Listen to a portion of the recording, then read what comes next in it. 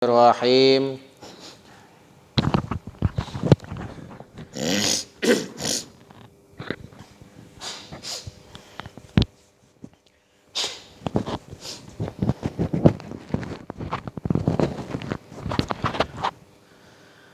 Qala al-muallifu rahimahullahu ta'ala wa nafa'ana bihi wa bi'ulumihi wa bi asrarihi fid daraini amin ya rabbal alamin. Bismillahirrahmanirrahim. Arkanul islami khamsatun. Rukun-rukun Islam ada 5. Syahadatu alla ilaha illallahu. Pertama, bersaksi bahwa sesungguhnya tiada Tuhan selain Allah. Wa anna Muhammadar Rasulullahi, dan sesungguhnya Nabi Muhammad adalah utusan Allah. Wa iqamus sholati, dan mendirikan salat. Wa ita'uz zakati, dan menunaikan zakat. Wa saumu ramadana, dan puasa di bulan Ramadan. Wa hijjul baiti, dan haji ke Baitullah. Haji ke Baitullah man istata'a ilaihi sabila, bagi orang yang mampu di dalam perjalanannya. Para jamaah kaum muslimin wal muslimat rahimakumullah. Kembali kita melanjutkan pengajian kita. Mudah-mudahan pengajian kita senantiasa mendapatkan ridho dari Allah Subhanahu wa taala. Amin ya rabbal alamin. Kita diajarkan oleh malaikat Jibril melalui nabi kita, kemudian diajarkan kepada para sahabat, sampailah kepada kita bahwa rukun Islam itu jumlahnya ada 5. Kelima-limanya tidak bisa terlaksana dengan baik tanpa ada rasa cinta kepada yang nyuruh. Siapa yang nyuruh melaksanakan rukun Islam yang 5? Dialah Allah Subhanahu wa ta'ala. Oleh karena itu, kembali kita akan melanjutkan sedikit pembahasan seperti apa ciri-ciri hati yang cinta kepada Allah Subhanahu wa ta'ala. Di mana hati yang cinta kepada Allah, yang pertama, dia meyakini annallaha mahmudun min kulli wajhin. Bahwasanya Allah itu adalah zat yang maha terpuji dalam segala hal. Dalam segala faktor. Tidak ada sedikit pun yang ada pada Allah itu layak untuk dicela. Tidak ada. Allah adalah zat yang maha terpuji.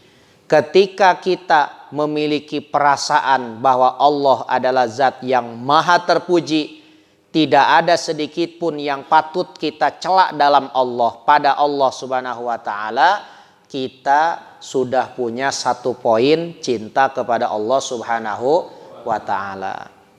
Orang yang masih mengkritik Allah, orang yang masih menganggap celak dalam Allah, pada zat Allah, ini sangat jauh dari kata cinta, bahkan iman pun bisa diragukan. Nauzubillah min zalik.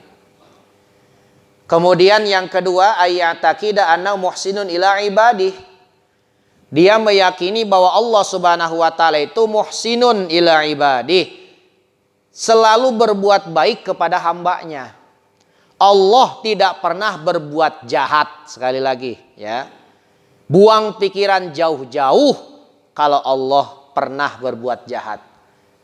Bahkan kalau kita meyakini Allah pernah berbuat jahat, bisa keluar dari Islam, bisa murtad. Nauzubillah min zalik. Hati-hati itu. Ya. Kita sering mengalami kesialan, kembali kita bahas, itu pasti ada faktor yang timbul dalam diri kita sendiri. Apapun yang terjadi dalam diri kita itu kebaikan dari Allah. Itu catat baik-baik itu. Ya, contoh, kita meriang, oh ternyata kita yang salah, kurang bisa menjaga kebersihan, misalkan. Motor kita mogok, salah kita. 7 bulan oli kagak diganti-ganti. Ya. Ya, salah kita. Ngapain nyalahin Allah? Kita ternyata misalkan hilang duit. Oh, ternyata di situ kesalahan kita. Bisa jadi karena maksiat kita, karena dosa kita. Mana Allah jahat?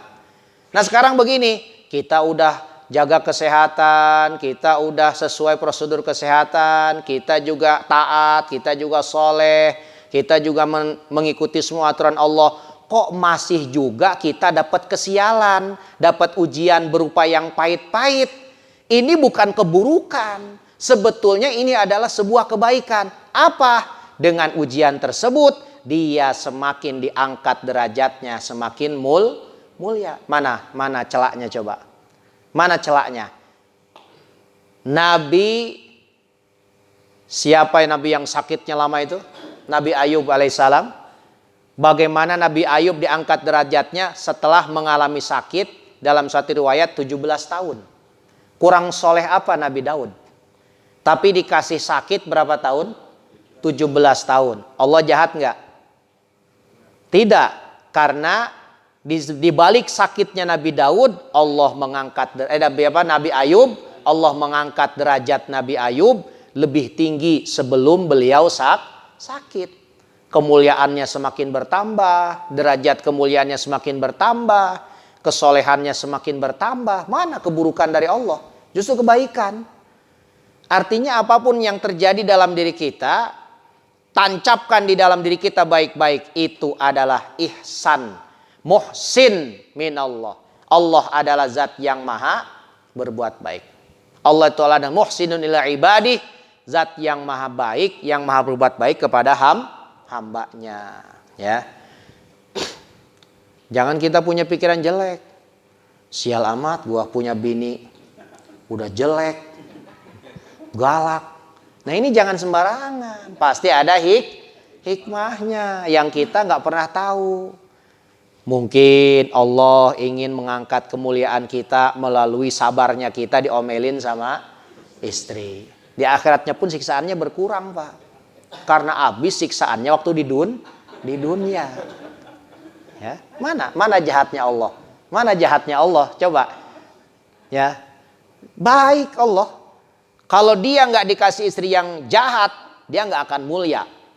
Gara-gara istrinya jelek, gara-gara istrinya galak, dia jadi mulia. Di surga, tadinya surganya cuma Darussalam, naik misalkan dari ke surga yang lebih tinggi lagi. Ya, misalkan Jannatul Ma'wa. Ini kan luar biasa. Berarti kan Allah ingin memuliakan seseorang, walaupun kadang-kadang dengan cara yang kadang kita tidak sesuai dengan keinginan nafsu kita. Itulah ya, sekali lagi Allah selalu berbuat baik. Kemudian yang selanjutnya, ayya'taqida annal ihsan ilaihi ilal abdi akbaru ajal min ayyuqabila biqaulin aw amalin minhu wa in hasuna wa qasura. Jadi kebaikan yang Allah berikan kepada hambanya jauh lebih banyak dibandingkan ucapan, perbuatan, amal ibadah kita yang sudah kita persembahkan kepada Allah. Wa in kasuro, walaupun kelihatannya banyak, tapi dibandingkan dengan nikmat yang Allah berikan kepada kita, ora ono opo-opone, nggak ada apa-apanya, nggak ada sedikit pun, ya, sedikit pun nggak ada apa-apanya. Ini kita kalau sudah punya pikiran begitu tuh kita lagi jatuh cinta sama Allah, Pak. Ya Allah, ya. Betapa besar nikmat yang Kau berikan.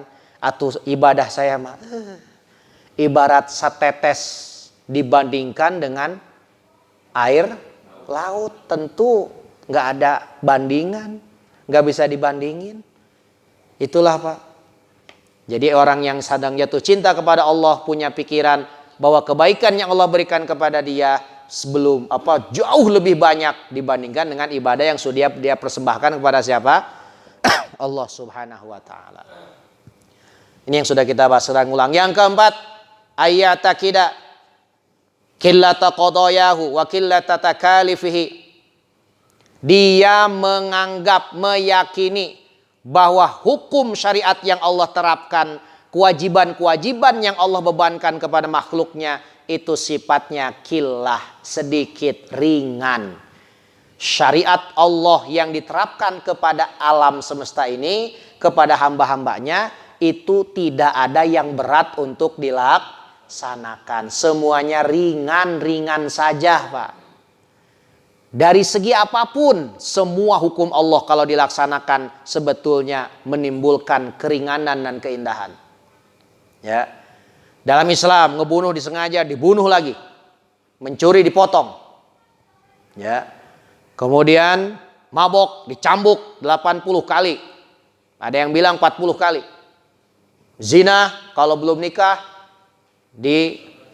dicambuk 100 kali. Dibuang selama setahun. Kalau sudah nikah dirajam sampai mati. Dan lain sebagainya. Itu peraturan Islam semua, itu kalau dilaksanakan pasti akan mendatangkan kemudahan.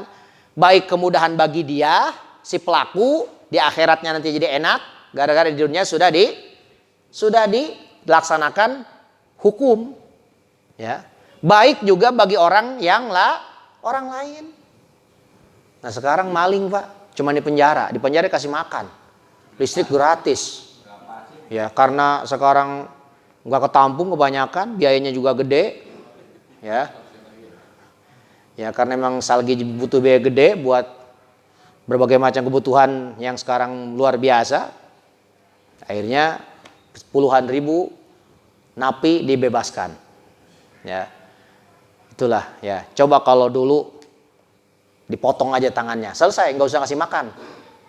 Nggak usah ngasih maka negara nggak usah repot nyiapin lahan untuk bikin lapas, ya, tinggal potong, ya, udah dia selamanya dia akan terkenang sepanjang. Maling lagi potong tangan kiri, maling lagi potong naik ke sini, maling lagi potong lagi. Nah ini udah habis kaki, diseling-seling, Pak ya. Itu nanti ada di dalam bab maling nanti ada. Sampai habis kayak timun dia udah tuh. Ya. Ya. Ya. Artinya mana hukum Allah yang berat untuk dilaksanakan? Artinya apapun hukum Allah ketika dilaksanakan sebetulnya mendatangkan kemudahan-kemudahan. Orang yang pasti punya pikiran kalau hukum Allah itu sesuatu yang berat, sesuatu yang serem, sesuatu yang kejam, sangat jauh dari kata cinta kepada Allah. Cinta kepada Allah itu tidak pernah mempermasalahkan. Sholat subuh gampang, berjamaah sebetulnya mudah, ya gampang, tidak ada yang sulit. Yang sulit ngelawan malesnya ini nih, ya. Itulah.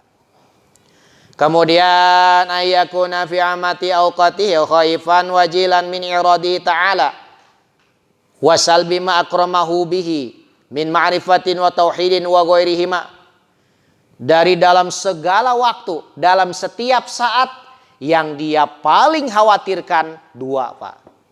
Ini orang yang lagi jatuh cinta sama Allah, Pak nih. Yang paling dia takutkan dua perkara dalam hidup ini. Satu, Allah marah sama dia. Itu, Allah berpaling dari dia.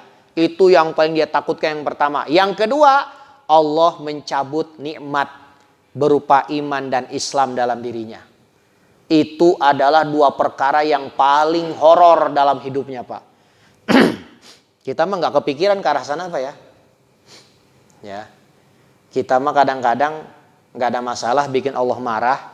Yang penting demi nyenengin orang lain. Justru orang yang sedang jatuh cinta kepada Allah, Pak, lebih mengutamakan Allah. Masya Allah, di sini kita udah ngap nih. Ya. Kita sering sekali mengalahkan Allah daripada yang lain. Kita lebih gak peduli kadang-kadang sama Allah. Itu haram, nanti Allah marah, bodo amat. Ya. Yang penting yang lain seneng. Yang penting gak ribut. Yang penting aman. Walaupun Allah gak bisa begitu, Pak.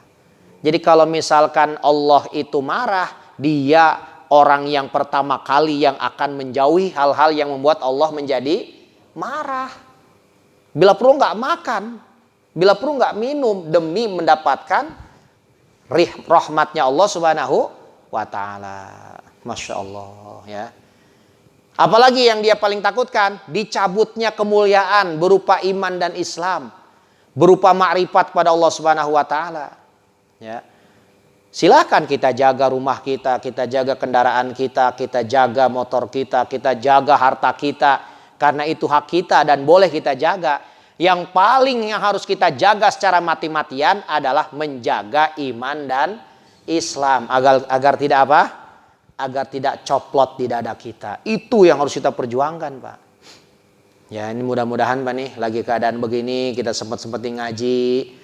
Apa yang kita cari coba, Pak? Kayaknya sih mudah-mudahan pada ikhlas nih, kayaknya mudah-mudahan ya. Apa yang dicari? Daripada begini mendingan di rumah. Tapi kita ingin kalau mas ada kesempatan ngaji kita laksanain ngaji. Mudah-mudahan niat kita ikhlas lillahi ta'ala. Ini kita lagi nyari biar Allah senang sama kita. Amin ya rabbal alamin. Sebab kalau Allah sudah senang Pak nih, tinggal di mana aja, jadi apa aja, berapapun duit yang kita punya, tapi Allah sudah senang sama kita, dijamin hidupnya akan beres. Itu ada itu Pak tuh, udah pasti itu. Ya. Ya. Jadi kalau Allah sudah senang sama kita, Pak, Allah sudah ridho sama kita, Bapak mau tinggal di mana? Mau tinggal di hutan, mau tinggal di laut, mau tinggal di kutub bahkan. Mau tinggal di mana coba? Allah sudah senang sama kita, hidup kita pasti akan beres. Tapi kalaupun kita tinggal di tempat keramaian, tinggal di tempat yang serba ada, serba modern, tapi Allah marah sama kita, nauzubillah min zalik, sebetulnya kita hidup di dalam kehancuran, hidup di dalam jauh dari keberkahan. Nauzubillah min zalik. Itulah ya. Kemudian yang keenam, ayyara annahu fi jami' ahwalihi wa amalihi muftaqirun ilahi la ginan lahu anhu. Ya. Jadi dia itu menganggap, artinya berpandangan, berperasaan, ada perasaan bahwa bahwa dia itu selalu butuh Allah Subhanahu wa taala, selalu butuh Allah Subhanahu wa taala, Pak. Yang paling dia butuhkan dalam hidup ini adalah siapa? Allah. Dia tidak pernah bisa lepas dari Allah. Nggak pernah bisa lepas dari Allah, Pak. Jadi dia itu pokoknya dia nggak bisa jauh dari Allah lah udah. Ya. Ini Pak, perasaan begini udah susah Pak nih. Ada yang punya perasaan begitu Pak? Ada nggak yang punya perasaan yang kita paling butuhin saat ini adalah apa? Allah. Justru yang sekarang paling kita butuhin masker katanya. Ya, yang paling kita butuhin sekarang adalah apa coba? Vitamin. Yang paling kita butuhin adalah apa? Duit. Itu tuh. Ya. Tapi orang yang cinta sama Allah, yang paling dia butuhkan adalah apa? Allah. Masya Allah ya. Itu yang paling dia butuhkan Allah. Jadi dia tidak bisa jauh dari Allah, dia tidak bisa lepas dari Allah. Jadi setiap saat itu yang dia butuhkan hanya Allah. Ya. Makanya Pak ada satu doa nih, doa para wali nih Pak. Ketika kita melihat musibah, kalau memang kita ngerasa masih butuh sama Allah, kan ini semua yang terjadi ini semua gerak siapa? Allah. Kalau ngomong corona itu nggak akan kena sama orang yang menjaga kebersihan, Italia itu harusnya nggak kena Pak, karena Italia negara yang bersih. Ya, kalau kita bicara yang kena itu, yang corona itu nggak akan kena sama orang yang kehati-hatiannya luar biasa. Pasti itu pangeran Inggris nggak akan kena, tapi kenyataannya kena. Wah, pasti ini corona akan mengidap, akan menginfeksi orang-orang yang jorok, orang-orang yang nggak pernah pakai masker, tukang becak itu pasti yang paling rame kena Pak. Tukang sampah yang suka mengutin aqua apa tuh? Belum pernah dengar kita dia dibawa ke unit kena corona. Ya. Paling juga budug dia Bapak. Ya. Ya. Jadi artinya kan Allah. Kayaknya kalau kita masih butuh Allah, ngerasa butuh Allah, ada doa apa nih? Kalau kita nih ngelihat sesuatu yang kita itu perasaan takut, ya, serem, takut, dan kita nggak mau seperti itu, ada doa, ya Rabbi haza balauka, ya, idhabni warhamni, ya Rabbi, wahai Allah, wahai Tuhanku, haza balauka, ini cobaanmu. Kita ngelihat ada orang kecebur sumur, atau ada orang kena corona, kita lihat di berita, atau ada orang misalkan kecelakaan dan macam-macam lah. Artinya apapun yang kita lihat, yang kita itu ngerasa takut, langsung ya Rabbi haza balauka, ya Allah, ini nih yang sekarang saya lihat, ini adalah cobaan darimu, ujian darimu, izhabni, jauhkan, hilangkan itu cobaan dari saya, warhamni, dan sayangilah saya, rahmatilah saya. Nih ya, ini doa bisa dibaca apa ya? Ya Rabbi hadza balauka, ya, izhabni warhamni. Pendek ya. Ya Rabbi, ya, hadza balauka, izhabni warhamni. Hafal? Ya Rabbi hadza balauka, izhabni warhamni. Nih kita kalau ngelihat yang serem-serem Pak, termasuk kita ngelihat teman kita digebugin sama bininya, ya, iya digebugin sama bininya, langsung hadza balauka, izhabni warhamni. Waduh, kayaknya ini bininya segini nggak segitu gede, bini di gua di rumah lebih gede lagi badannya. Aduh. Atau bapak pas pulang, bini di rumah pas pintu udah melotot aja. Nah, dari jauh langsung bapak baca tuh. Dari jauh, hadza balauka, ya Allah, ini bencanamu ya Allah, ini musibahmu ya Allah, izhabni, hilangkan ya Allah. Artinya biar dia nggak marah. Tadinya melotot, matanya gede, perlahan-lahan jadi kecil. Wah, alhamdulillah. Ya. Tuh. Bisa nih, ya. Coba dipakai ya. Itulah bisa. Ya Rabbi haza balauka, izhabni warhamni. Ya. Kemudian yang selanjutnya, ayyadi madzikrahu bi ahsani ma yaqdiru alaihi minhu. Dia selalu ingat kepada Allah, mengingat Allah dengan takdir yang terbaik yang pernah dia berikan dalam hidupnya, Pak. Nah ini nih. Dia itu kalau dapat sesuatu yang menurut dia yang terbaik, dia tidak akan pernah melupakan, Pak. Inilah Pak, penting mengingat-ingat nikmat Allah bukan untuk dipamer-pamer. Biar kita selalu bersyukur kepada Allah. Ini orang-orang yang cinta kepada Allah itu begitu. Ketika dia mendapatkan takdir yang luar biasa, takdir yang terbaik dalam hidupnya. Contoh iman dan Islam itu takdir yang terbaik dalam hidup kita, udah gak ada lagi Pak. Ditakdirkan menjadi orang beriman itu adalah takdir terbaik dalam hidup kita. Ya, apalagi ini yang kita nilai yang terbaik. Jadi artinya orang yang cinta kepada Allah itu selalu mengingat-ingat kebaikan Allah. Nah, ketika memang kebetulan menurut dia itu lagi nggak baik, dia tidak pernah mengingat-ingatnya. Masya Allah, Pak. Ya, ini penting, Pak. Makanya lihat coba Nabi Ayub. Kembali kita ke Nabi Ayub. Ketika Nabi Ayub sakit 17 tahun. Istrinya datang. Kalau bahasa kita mah coba, Bapak minta tuh sama Allah biar sembuh. Apa kata Nabi Ayub? Saya sakit baru 17 tahun. Saya dikasih sehat berapa? 70 tahun. Rasanya belum pantas saya minta sama Allah. Tuh lihat. Orang yang luar biasa Pak. 17 tahun. Nggak dia ingat-ingat. Yang dia ingat-ingat yang berapa? Yang 70 tahun. Ngomong mah gampang, ya kan? Ya. Kita mah kadang-kadang Mbak hilang sendal aja tuh seminggu tuh. Ngedumelnya seminggu. Hilang sendal dong ngedumelnya sampai seminggu. Mana sendal jelek lagi.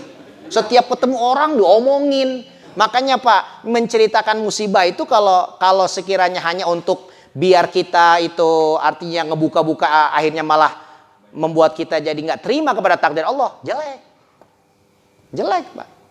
Ya, lain halnya kalau ada urusan yang lain. Rasul pernah menceritakan kesusahan beliau, tapi artinya tergantung niatnya. Tapi kalau niatnya karena kesal kita, setiap orang ketemu cerita, setiap orang ketemu cerita. Kenapa lu manyun aja?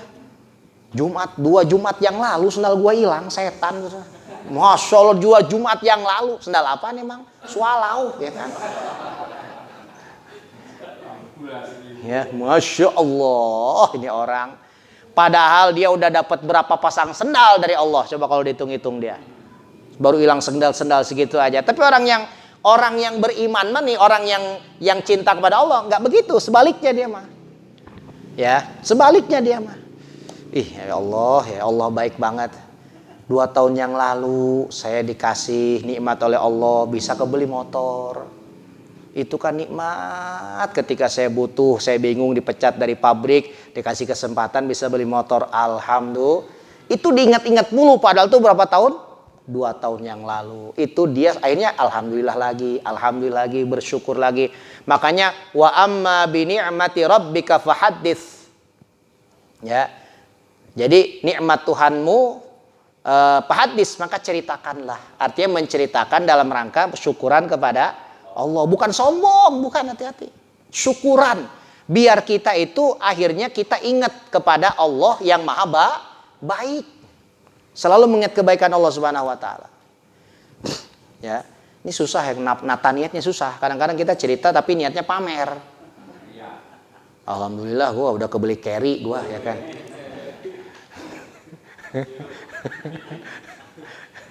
Carry keluaran baru. Emang ada carry keluaran baru, ya kan? Itulah ya. Kalau niatnya pamer jelek, tapi kalau niatnya bersyukur pada Allah, alhamdulillah, ya kan.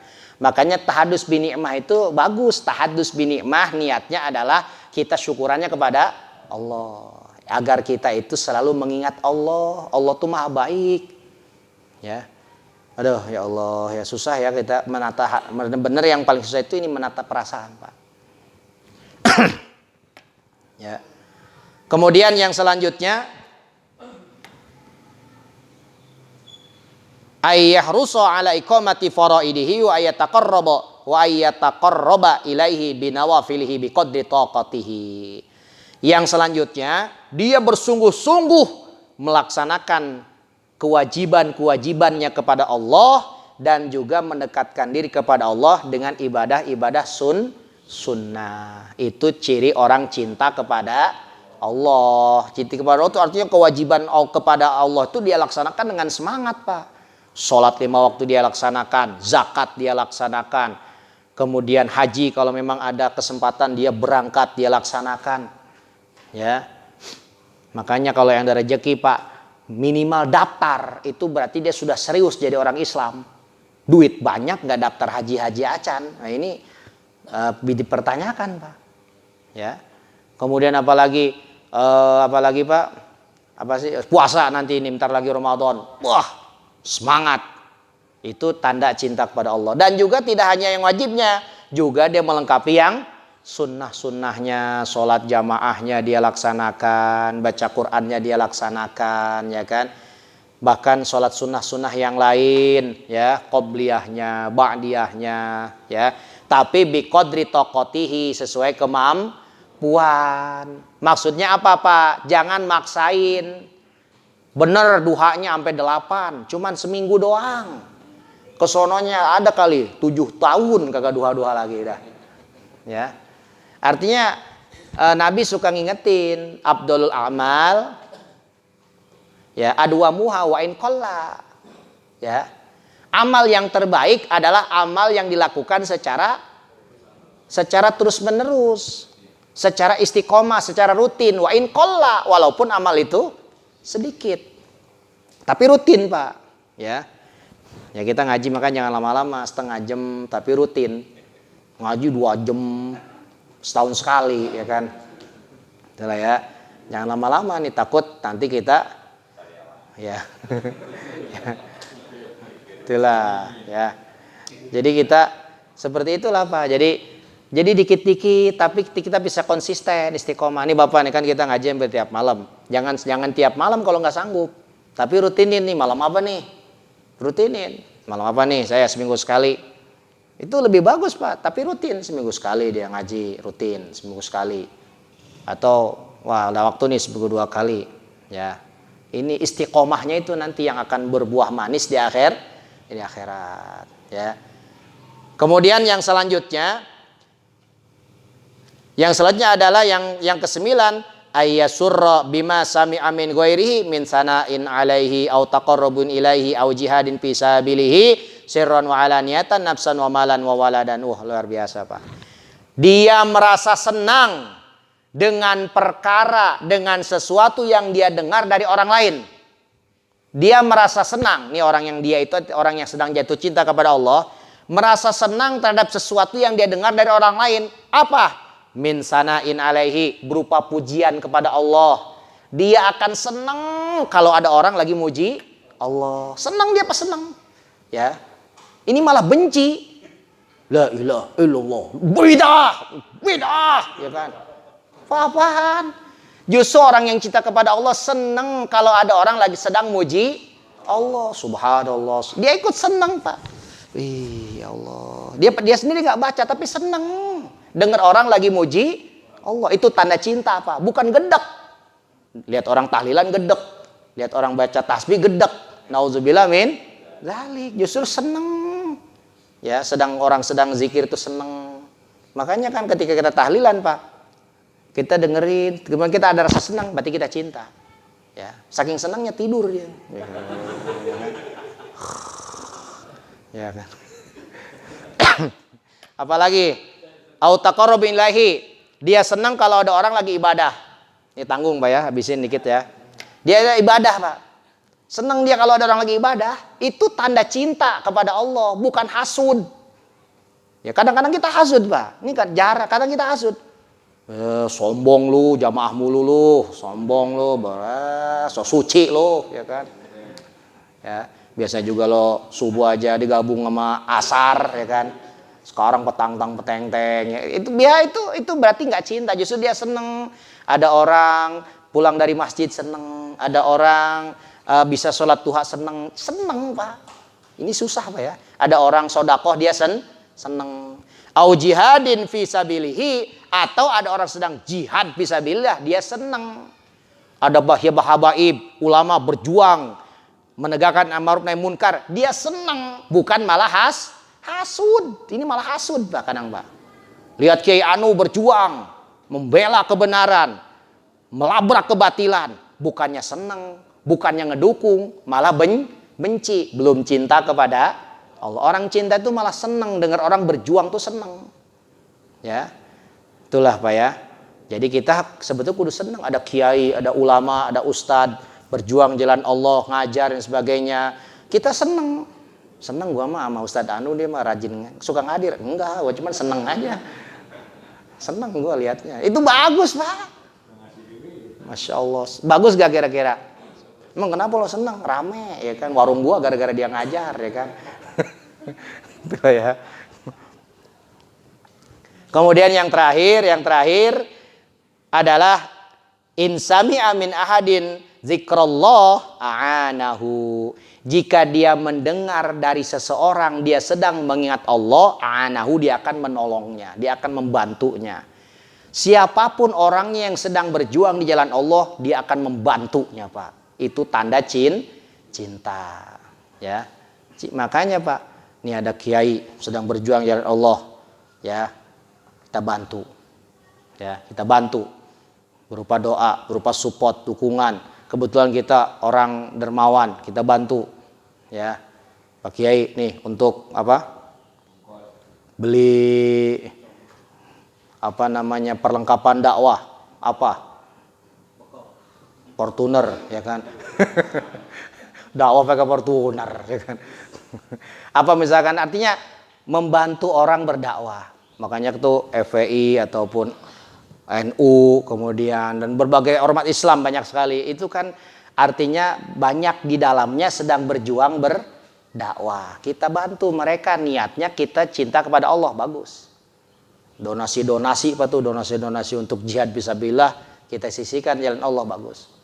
Ya itulah ya. Mudah-mudahan kita semuanya tergolong orang-orang yang cinta kepada Allah dan Rasulnya. Amin ya rabbal alamin. Mudah-mudahan sekali lagi kita minta kepada Allah agar kita semua dijaga oleh Allah Subhanahu wa taala, diselamatkan oleh Allah dari segala bahaya dan musibah. Amin ya rabbal alamin. Wallahu a'lam bishawab.